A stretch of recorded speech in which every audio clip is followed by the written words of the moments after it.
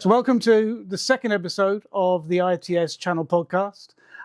As before, we're breaking this down into 3 parts for you, so you don't have to sit and watch the entire 20 to 30 minutes, but you can sit down with a cup of coffee and just spend 10 minutes looking into 3 areas with PaperCut. We're looking at disrupting print enablement. Enjoy, and as before, remember to like and subscribe, and do feel free to send us feedback.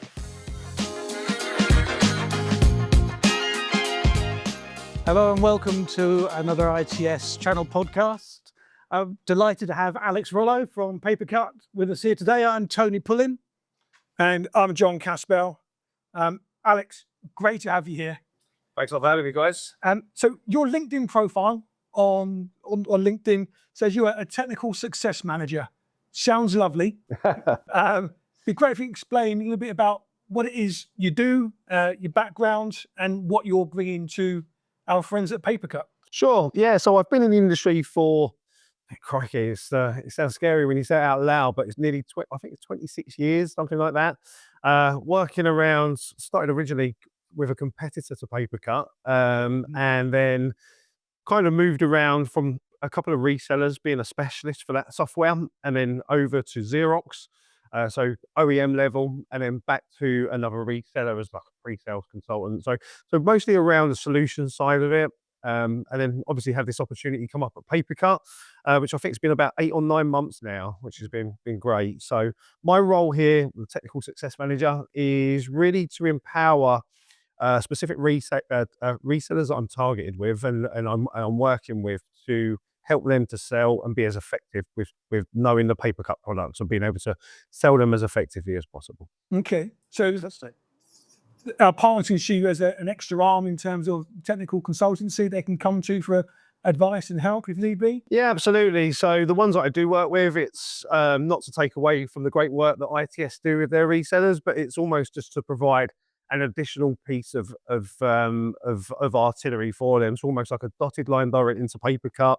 And of course, you know, if they're in a position where they can't log a ticket or they're on site and they need to ring the bat phone, I'm the person that they call. Yep, fantastic. Brilliant. Okay. Now we know we've got a particular subject that we want to cover today, and that's great. So that's what we're going to get into now. So obviously we celebrate PaperCut as now the market leading print management solution globally, which is absolutely brilliant. We can all celebrate that. But I know that PaperCut are really focusing into that world of what they call print enablement.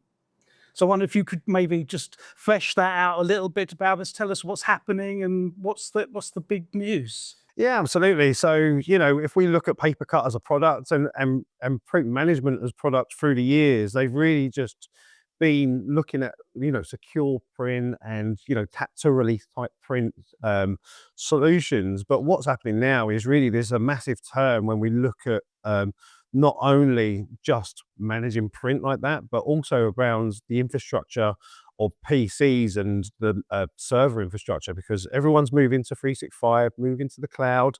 They're using Azure and Intune and Entra and all these fun things, and really not having the ability to be able to set up and manage print queues. So, you know, if we look at Intune, for instance, that it's a great product for managing endpoints, but to deploy print queues is really tricky. So there is, you know, a massive gap in the market where there's just a real difficult and a big issues with IT managers in this area now. So really what we're trying to do is alleviate that by using our products. Which is great, because we're hearing from lots of people about their customers having their cloud first strategy and making that migration to the cloud. But the issue they seem to be finding is they get rid of their servers, and then how do they print? How do they push out those queues and those drivers? And it's taken the IT companies and our partners a lot of time and a lot of sometimes knowledge they don't have to push out the drivers. I'm guessing print queue deployment is helping with that. Yeah, absolutely. Like I say, you know, in Intune, you can deploy drivers, but it's really not easy, and it's fraught with loads of issues in being able to do it. So, you know, if we look at PaperCut Hive, for instance, our SaaS products, we can manage print queues and deploy them from a single pane of glass. So you literally log into the portal, create a direct queue, and you can share it out to whoever you want. So it makes it incredibly easy to manage it from that one point, to make sure that a user has got a seamless experience where they're able to print to the right printer, and they just don't know what goes on in the background. And for IT managers and IT staff, it's incredibly easy. It takes away that massive pain and burden. That's really interesting. So what was it that made PaperCut do it? I've seen this Quo-Circa kind of combined report that PaperCut did. You tell us a little bit about that, what the outcomes were from that piece of work? Yeah, so I know there's been a lot of talk in the industry about how this has been a massive issue around the management of queues and the management of deploying queues to the right people. So, like I said earlier, there's a huge gap in this market now where, PaperCut have seen this and really leaned into it to be able to offer this as an additional function to our existing print management software. Mm-hmm.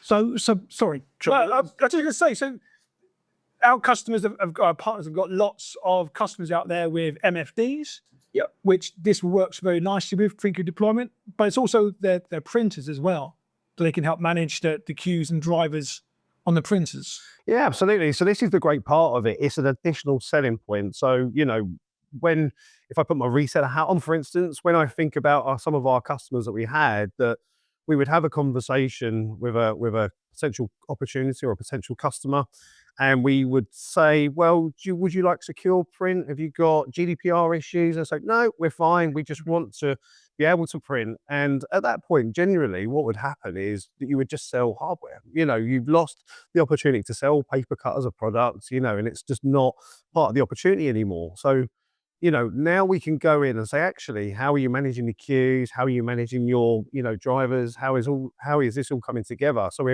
we're unraveling these potential issues and these bottlenecks that these IT managers might have.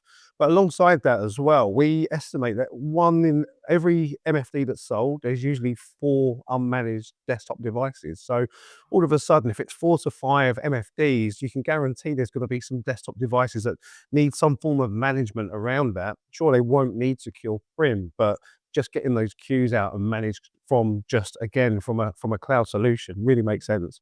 Right. So what you're saying is that for some resellers, they might literally be leaving some opportunities, some money on the desk in the form of that single function printer, which they're not managing. Yeah, exactly that. I mean, if you can capture that extra license, that extra bit of money that's on the table by looking after, alleviating that issue from the IT manager and be able to manage the queues and being able to control that device, there's a secondary sale that now you've got that information around how that device is managed, and you can potentially replace that further down the way. But also you're getting that license where, right now, just by setting PaperCut as a secure print solution that you wouldn't necessarily have. I think the secondary sale is really important because it gives our partners a reason to go back and speak to their customers. Maybe they've just done an MFD refresh, but they can go back there, talk to them about the customer's cloud-first strategy, how they're going to go down that route, and be that trusted advisor for them, and give them a solution to help them get to that cloud-first pathway. Yeah, definitely. I completely agree. I mean, there's no real. If you think about this, it can happen at any time. If you missed the trick and you've done a deal last month, there's no reason for you to not be able to go back and say, actually, have you had these problems? How's it working? And start uncovering some of these potential opportunities that are out there still. So it is something that can be an absolute second sale, and then again lead to additional revenue opportunities when you're looking at those desktop hardware further down the way. So, Absolutely.